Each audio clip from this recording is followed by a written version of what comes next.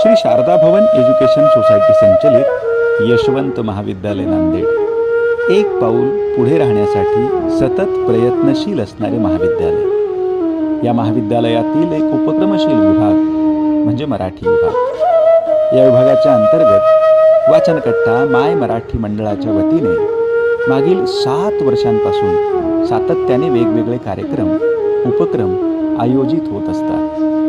याचपैकी एक महत्त्वाचा आणि नवा उपक्रम म्हणजे आत्मचरित्राचे अभिवाचन। यशवंतराव चव्हाण यांच्या जयंतीच्या निमित्ताने म्हणजे 12 मार्च 2026 या दिवशी त्यांच्या कृष्णा काठ या आत्मचरित्राचे अभिवाचन आमच्या विद्यार्थ्यांनी सुरू केले आहे। 12 मार्च ते 12 एप्रिल असे महिनाभर हे अभिवाचन चालणार आहे।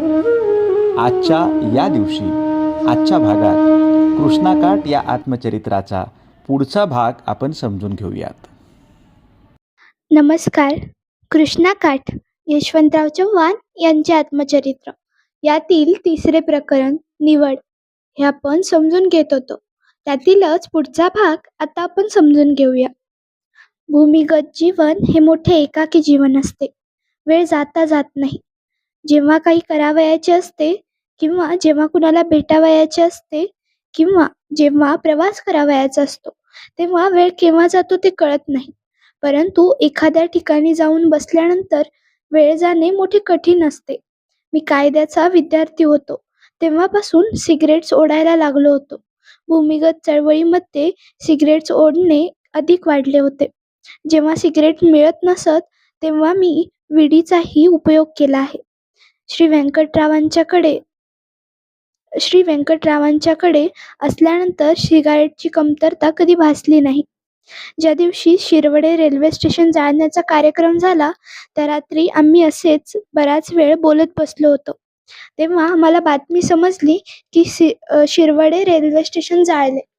व्यंकटरावांनी मला जेव्हा बातमी म्हणून ही गोष्ट सांगितली तेव्हा मी हसलो। तेव्हा त्यांना समजले की मला ही गोष्ट अगोदरच माहीत होती। मी त्यांना तपशील मिळण्याकरिता सूचना केली। कुणी जखमी झाले आहे काय किंवा कुणी पकडले गेले आहे काय याची चौकशी करा असे सांगितले। त्यांनी थोड्या वेळात बातमी दिली की असे काहीही झालेले नाही। त्यानंतर आम्ही थोडा वेळ गप्पा मारत बसलो आणि मी शेवटी झोपी गेलो। पहाटेच्या सुमारास एका कार्यकर्त्याने येऊन सांगितले की एक बंदूकधारी कार्यकर्ता आला आहे आणि तो तुम्हाला भेटू इच्छितो। मला अशा कुणा माणसाची कल्पना नव्हती। तरी मी विचारले की यात काही दगाफटका नाही ना? त्यावर त्या कार्यकर्त्याने सांगितले की तसे दिसत नाही। मी त्या स्थानिक कार्यकर्त्याला सांगितले की त्या गृहस्थाला माझ्याकडे घेऊन ये। ते गृहस्थ म्हणजे कुंडलचे श्री रामू मामा पवार हे होते। शिरवडे रेल्वे स्टेशनवर हल्ला करणाऱ्यांपैकी ते एक होते। पोलिसांच्या बंदुका काढून घेऊन वेगवेगळ्या दिशेने जे कार्यकर्ते गेले त्यात रामभाऊ हे शिरवड्याच्या समोर असलेल्या डोंगरावर चढून प्रवास करू लागले।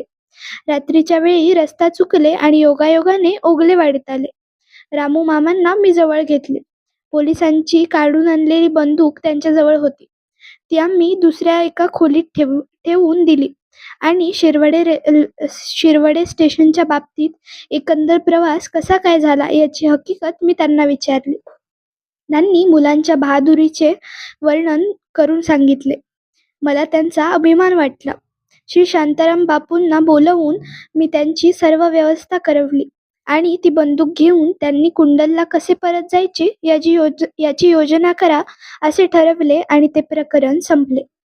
शिरवडे रेल्वे स्टेशनच्या या घटनेनंतर कराड तालुक्यात पोलिसांनी धुमाकूळ घातला।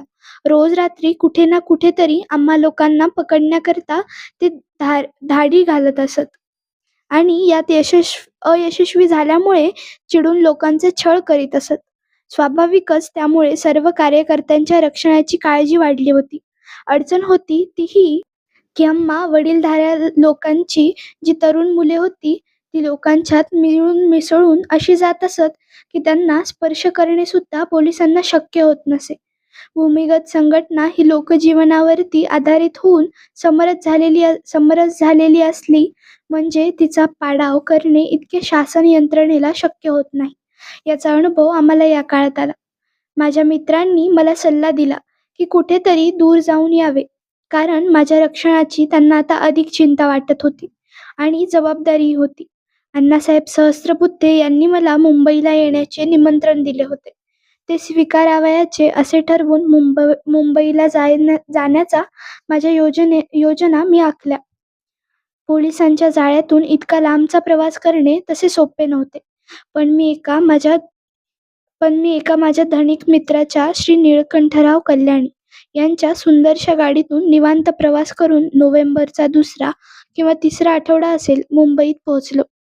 मुंबईत पोहोचल्यावर श्री अण्णासाहेब सहस्त्रबुद्धे यांनी निरोप देण्याच्या ज्या खाणाखुणा दिल्या होत्या, त्यांचा उपयोग करून मी मुंबईत आलो असल्याची बातमी त्यांच्यापर्यंत पोहोचवली. मुंबईत तसे सुरक्षित राहणे मला साताऱ्यापेक्षा सोपे होते. मुंबईचा आमच्या जिल्ह्यातील कामगार वर्ग हा मुंबईच्या वेगवेगळ्या भागांमध्ये विखुरलेला आहे. एक संध्याकाळ एका विभागात तर दुसरी संध्याकाळ दुसऱ्या विभागात अशी आमची राहण्याची व्यवस्था आम्ही करून घेतली. श्री शांताराम बापू हे माझ्याबरोबर मुंबईला आले होते. त्यामुळे माझी बरीचशी सोय झाली होती, कारण ते माझ्या गाठीभेटीच्या आणि इतर सर्व गोष्टींची व्यवस्था करीत होते. 4 दिवसांनंतर मुंबईत असलेल्या प्रमुख पुढाऱ्यांच्या भेटीला सुरुवात झाली. भूमिगत अवस्थेतील माझा मुंबईतील हा पहिला मुक्काम होता. तशी मुंबईची मला थोडीफार माहिती झालेली होती. सातारा जिल्ह्यातल्या कामगारांपैकी ज्यांच्या या भूमिगत चळवळींशी संबंध होता, असे बरेचसे कार्यकर्ते तिथे होते. सातारा जिल्ह्यातील इतर गटांचे प्रतिनिधीही मुंबईमध्ये येऊन पोहोचले होते आणि त्यांचेही वेगवेगळ्या विभागात संबंध होते. त्यामुळे त्यातल्या काही प्रमुखांच्या गाठीभेटी मुंबईमध्ये झाल्या. परंतु प्रमुख पुढाऱ्यांची भेट होण्याचा जो हेतू होता, तो सफल होईल असे काही दिसेना. विशेषतः जिल्ह्यातील माझा अनुभव सांगून काही नवीन कार्यक्रम उभा करण्याची शक्यता आहे का, या संबंधाने मी विचारविनिमय करू इच्छित होतो आणि त्यासाठी शक्य असेल तर श्री अच्युतराव पटवर्धनांना भेटावे असे माझ्या मनात होते. परंतु भूमिगत यंत्रणेतले मुंबईतील काम साहजिकपणेच इतके गुंतागुंतीचे करून ठेवले होते की श्री अच्युतराव पटवर्धन यांना भेटणे शक्य नाही असे मला सांगण्यात आले. श्री एस एम जोशींना मी एक वेळ भेटलो. त्यांना भेटून मला आनंद झाला. मी त्यांना सातारा जिल्ह्यातील कामाची माहिती सांगितली. ते तेव्हा मुसलमान म्हणून वावरत होते. बोहरी मुसलमानाला शोभेल अशी दाढी, टोपी, विजार, लांब कोट अशा वेशात ते मला भेटले होते असे मला स्मरते. त्यांच्याकडून मला असे कळले की श्री गोरे, श्री साने गुरुजी अधूनमधून मुंबईत येत असतात. त्यांना तुम्हाला भेटावयाचे असल्यास मी व्यवस्था करेन. परंतु मी काही तसा आग्रह धरला नाही. एके दिवशी एका संध्याकाळी एका रेस्टॉरंटमध्ये डॉक्टर राम मनोहर लोही यांची व माझी गाठ श्री अण्णासाहेब सहस्त्रबुद्धे यांच्या मध्यस्थीने पडली. डॉक्टर मनोहर लोही यांना मी त्यापूर्वी पुणे येथे जाहीर सभेत एक भाषण करताना ऐकले होते आणि पाहिले होते, पण प्रत्यक्ष भेटण्याचा योग काही आलेला नव्हता. डॉक्टर लोहिया इतके मोकळे गृहस्थ होते की त्यांनी आपल्या विषयातही फारसा बदल केलेला नव्हता. रेस्टॉरंटमधील कोपऱ्यातील एका टेबलाजवळ बसून हलक्या आवाजात ते सर्व देशातील परिस्थितीची हकीकत मला सांगू लागले. पूर्व यूपी आणि बिहार येथे झालेला चळवळीचा वृत्तांत त्यांनी मला सांगितला. सर्व देशभर क्रांतीचे उधाण कसे वाढत आहे याचे उत्साहजनक चित्र त्यांनी माझ्या डोळ्यांपुढे उभे केले. मी त्यांना सातारा जिल्ह्यातील माझे चळवळीचे अनुभव सांगितले. मी त्यांना स्पष्ट केले की मी एका मर्यादित क्षेत्रात काम करतो आहे, परंतु जनतेची मुळे जेथे असतात अशा ठिकाणी मी काम करीत असल्यामुळे माझ्या अनुभवाला काही एक वेगळा जिवंत अर्थ आहे. मोर्चाची चळवळ, त्यात झालेले अत्याचार व नंतर आता युद्ध प्रयत्नाला विरोध करण्याकरिता चालू असलेले कार्यक्रम याची माहिती मी त्यांना दिली. मोर्चाचा कार्यक्रम त्यांना ऐकून माहिती होता. ते म्हणाले, मनुष्यहानी झाली ही गोष्ट खरी आहे आणि ती टाळण्याचा तुमचा निर्णयही बरोबर आहे, पण जनआंदोलन वाढण्याकरिता पहिले पाऊल म्हणून काही त्याग धैर्याने करावा लागतो. तुफान वादळामध्ये जशी नौका टाकून द्यावयाची असते, तसाच काहीसा प्रयत्न एका जबरदस्त लष्करी शक्तीशी लढताना करावा लागतो आणि म्हणून क्रांतीच्या चळवळीत काही बलिदान अपरिहार्य असते. झालेल्या मनुष्यहानीबद्दल तुम्हाला दुःख होणे स्वाभाविक आहे, पण त्याने मन मोडून घेऊ नका. या चळवळीच्या निमित्ताने समाजातील जे गरीब, दलित व मागासलेले वर्ग आहेत त्यांच्यापर्यंत जा. त्यांच्यातील कार्यकर्ते उभे करा. जवळजवळ तासभर डॉक्टर लोहिया आणि माझी ही बैठक झाली आणि त्यांचा माझ्यावर जो परिणाम झाला तो लोकनेता कसा असावा याचे मूर्तिमंत चित्रच मी त्यांच्या रूपाने पाहिले, असे माझ्या मनाने घेतले. त्यांची भेट प्रयत्नांती पण होऊ शकते हे विशेषतः होते. भूमिगत अवस्थेत असताना जर कार्यकर्त्यांना, पुढाऱ्यांना भेटता आले नाही तर त्या पुढाऱ्यांची गरज काय आहे असा काहीसा विचार माझ्या मनाशी येऊन गेला. त्यांनी केलेले विचारांचे मार्गदर्शन फार उपयुक्त होते. ते मनाशी मी जोखून पाहिले आणि त्याचा मनाशी साठा केला. त्यानंतर श्री अण्णासाहेबांच्याकडून निरोप आला की 4-2 दिवसात एक महत्त्वाची बैठक होणार आहे. तेव्हा 2-4 दिवस मुंबई सोडून जाऊ नका. मीही मुंबईच्या भूमिगत कार्यकर्त्यांच्या वर्तुळात रंगून गेलो होतो. मुंबई शहरच आपल्या या राजकीय चळवळीचे केंद्र व्हावे असेही मनात येऊन गेले. 4 दिवसांनी श्री अण्णासाहेबांच्याकडून निरोप आला की त्यांचा कोणी एक स्वयंसेवक माझ्या राहण्याच्या ठिकाणी येऊन मला घेऊन जाईल आणि त्या ठिकाणी मी त्या सभेला यावे. आणि त्या संध्याकाळी 5 वाजता त्यांचा स्वयंसेवक मला घेऊन जाण्यासाठी आला. त्यावेळी क्रॉफर्ड मार्केटच्या बाजूला मी राहत होतो. तेथून काही वेळ ट्रामने, पुढे बसने असे आम्ही माहीमपर्यंत गेलो. तेथून चालत 1-2 वेडीवाकडी वळणे घेत 6:15च्या सुमाराला एक टुमदार घरात आम्ही प्रवेश केला. तिथल्या बैठकीच्या जागेमध्ये श्री अण्णासाहेब होते आणि त्यांच्यामध्ये आणखी 8-10 माणसे होती. त्यांनी माझी तिथल्या मंडळींशी ओळख करून दिली. अर्थात या ओळखीमध्ये धारण केलेली नावे खोटी किती आणि खरी नावे किती याचा मला काही अंदाज आला नाही. मी मात्र माझे खरे नाव सांगितले आणि सातारा जिल्ह्यातील कार्यकर्ता आहे असेही सांगितले. अर्थात लोक मला नावाने चांगलेच ओळखत होते. सातारच्या चळवळीचे हळूहळू नाव काढत होते. त्यामुळे लोकांनी मला माझे अनुभव विचारले. त्यापूर्वी आणखी 4-2 नवी मंडळी त्यात येऊन दाखल झाली. तेथे आलेल्या लोकांपैकी एक नाव माझ्या चांगलेच लक्षात आहे आणि ते म्हणजे कुलाबा जिल्ह्यातील श्री कोतवाल यांचे, जे पुढे हुतात्मा कोतवाल म्हणून प्रसिद्ध झाले. तेथे बसलेल्या मंडळींमध्ये सर्वांच्या पाठीमागे भिंतीला टेकून शांतपणे बसणारे साधे गृहस्थ मी पाहिले. त्यांनी मला 1-2 प्रश्न विचारल्याचे स्मरते. विशेषतः युद्ध प्रयत्नांच्या विरोधी घातपाताचे जे कार्यक्रम आखले जातात त्याच्यासाठी ट्रेनिंगची वगैरे व्यवस्था तुम्ही काय करता, असा प्रश्न त्यांनी मला विचारला होता. मी त्यांना सांगितले किर्लोस्करवाडी आणि ओगलेवाडी या कारखान्यात काम करणारे बरेचसे कामगार आमचे कार्यकर्ते आहेत. त्यांच्या कौशल्यावरच आमचा भर आहे. याच्यापेक्षा तांत्रिक स्वरूपाचे शिक्षण देण्याचे कार्यक्रम आमच्याकडे आम्ही अजून घेतलेले नाहीत. आमचा सर्व भर काम करणाऱ्या माणसांच्या धैर्यावर आणि साहसावर अवलंबून आहे. जेथल्या तेथल्या स्थानिक परिस्थितीप्रमाणे हे कार्यक्रम करावे लागतात. असे सर्वांचे मत पडले. ती 10-15 माणसांची बैठक जवळजवळ 2 तास चालली होती. ती मध्ये झालेली चर्चा मला आठवते. ती म्हणजे त्यातल्या एका कार्यकर्त्याने उठून ग्रामीण भागामध्ये सरकारच्या हातामध्ये वाटणीसाठी धान्य जाऊ देता कामा नये अशी काही योजना आखली पाहिजे असा विचार मांडला. विचार मी समजू शकतो, पण त्याची अंमलबजावणी कशी करावयाची असा जेव्हा प्रश्न आला तेव्हा रशियात जर्मन आक्रमणापुढे शरण जाण्यापूर्वी सर्व पिके जाळून टाकण्याचा जो कार्यक्रम घेतला होता तोच येथे घेतलेला बरा, अशी त्यांची सूचना होती. आणि त्यावेळी या प्रमुख केंद्रांकडून जी सूचना पत्रके आली होती त्यात या योजनेचा उल्लेख होता याची मला आठवण आहे. मी या कल्पनेला अत्यंत स्पष्ट शब्दात विरोध केला. मी सांगितले, ही अत्यंत अव्यवहार्य अशी योजना आहे. उभी पिके आहेत. ती काही ब्रिटिश सेनेसाठीच नाहीत. ती हिंदुस्थानातील जनतेसाठी आहेत.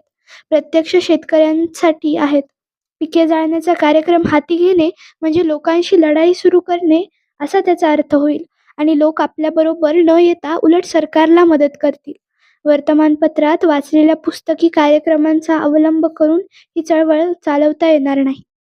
मी तरी निदान या कार्यक्रमाशी सहमत राहणार नाही आणि या विचारांचा प्रचार करणार नाही. कुणी तसे जर करीत असेल तर मी हा न व्हावा असाच प्रयत्न करीन. त्यामध्ये अंतिमतः लोकलढ्याचे नुकसान आहे अशी माझी खात्री आहे. श्री अण्णासाहेब सहस्त्रबुद्धे यांना माझा विचार पटला. बराच वेळ चाललेली ही बैठक संपली. तीत झालेल्या धारदार चर्चेनंतर आम्ही एकमेकांचा प्रेमाने निरोप घेतला आणि एकमेकांना नमस्कार करून बाहेर पडलो. श्री कोतवालांशी हस्तांदोलन केले. त्यावेळी मला हे माहीत होते की थोड्याच आठवड्यात हे वीर मृत्यूला कवटाळणार आहेत. श्री कोतवालांची आणि माझी ही पहिली आणि शेवटची भेट. माहीमची ही बैठक माझ्या लक्षात राहिली आहे. त्याचे कारण श्री कोतवालांची भेट आणि पिके जाळण्याच्या चळवळी संबंधीची चर्चा या 2 गोष्टी आहेत. बैठक संपल्यानंतर परत जाताना ज्याने त्याने आपापल्या पद्धतीने जावे असा संकेत होता. त्याप्रमाणे मी माझा सगळा प्रवास बसने करून क्रॉफर्ड मार्केटच्या चौकात उतरलो आणि माझ्या मुक्कामाच्या ठिकाणी गेलो. कामगार वर्गामध्ये या चळवळीला जो पाठिंबा होता तो पाहून मला अतिशय आश्चर्य वाटले आणि आनंदही वाटला. आणि माझ्या असे लक्षात आले की सातारा जिल्ह्यातल्या भूमिगत चळवळीचे अर्ध्यापेक्षा जास्त काम मुंबईतूनच चालते. फक्त मीच त्यात उशिरा सामील झालो होतो. विशेषतः कुंडल गटाच्या कार्यकर्त्यांच्या सहकार्यांना, नाना पाटलांना, किसनवीरांना आणि मला मानणाऱ्या लोकांची मोठी संख्या मी कामगार वर्गात पाहिली. मुंबईतला माझा मुक्काम संपवून मी मोठ्या प्रयत्नाने परत सातारा जिल्ह्यात पोहोचलो. येताना जितक्या सहज पद्धतीने मी आलो होतो तितके जाताना सोपे नव्हते. या खेपेला सातारला परत गेल्यानंतर मी ठरवले की एकदा सातारा जिल्ह्यातील दक्षिण भागात जाऊन आले पाहिजे आणि तेथील परिस्थिती पाहिली पाहिजे. माझी आणि श्री के डी पाटील यांची बरेच दिवसात गाठभेट नव्हती, म्हणून मी कराडला आल्यानंतर एका रात्री मोटारसायकलच्या पाठीमागे बसून शिराळ्याला गेलो. तेथून चिखलीला गेलो. तेथे श्री आनंदराव नाईक यांच्या मळ्यामध्ये 2 दिवस राहिलो व तेथून मधल्या वाटेने श्री केडींना आधी निरोप पाठवून कामेरीला पोहोचलो. श्री के डी पाटलांना मी मुंबईत झालेल्या माझ्या चर्चेची सर्व हकीकत सांगितली आणि देशात जनआंदोलन किती प्रखर होत चालले आहे याची त्यांना माहिती दिली. त्यांना फार आनंद झाला. वाळवे तालुक्यात भूमिगत कार्यकर्त्यांमध्ये वेगवेगळे गट झाले होते. मला त्याची चिंता वाटली आणि मी श्री के डी पाटील यांना तसे बोलूनही दाखवले. तालुक्यातील वारणाकाठचा हा भाग मोठा गुंतागुंतीचा होता. यामध्ये गुन्हेगार प्रवृत्तीचे फरारी लोक हे बरेच दिवस आधीपासून संघटित होते आणि त्यांनी आपली काही शक्ती जमवून ठेवली होती. त्यांच्या बाबतीत काय करावे हा भूमिगत चळवळीतील आमच्या कार्यकर्त्यांपुढे खरा प्रश्न होता. माझे मत जेव्हा मला विचारले तेव्हा मी त्यांना स्पष्ट सांगितले. सुरुवातीला त्यांच्याशी सहकार्य करणे जरी सोयीचे वाटले तरी आपल्या चळवळीच्या शुद्धतेच्या दृष्टीने त्यांच्यापासून अलिप्त राहणे हे अतिशय योग्य आहे. त्यातून कोणी शंका काढली की यामुळे त्यांच्याशी संघर्ष करावा लागला तर काय करायचे? जरूर पडली तर संघर्ष करावा, पण शक्य असेल तर टाळावा, कारण हे सर्व आपल्या शक्तीवर अवलंबून आहे. आपली शक्ती सरकार आणि या टोळ्या या दोन्हींविरुद्ध लढण्याइतकी प्रखर असली तर जरूर संघर्ष अंगावर घ्यावा. अशा तऱ्हेची चर्चा झाली. या चर्चा श्री के डी पाटील आणि चंद्रोजी पाटील यांच्याशी झाल्या होत्या. अर्थात या चर्चा अलग झाल्या होत्या. कराडच्या बाजूला युद्ध प्रयत्नांच्या विरोधी कशा तऱ्हेचे काम चालू आहे आणि श्री माधवराव जाधवांच्या नेतृत्वाखालील सेना या बाबतीत किती उत्तम तऱ्हेने काम करीत आहे याची मी त्यांना कल्पना दिली. श्री केशवराव नेहमीसारखे आत्मविश्वासी असलेले दिसले.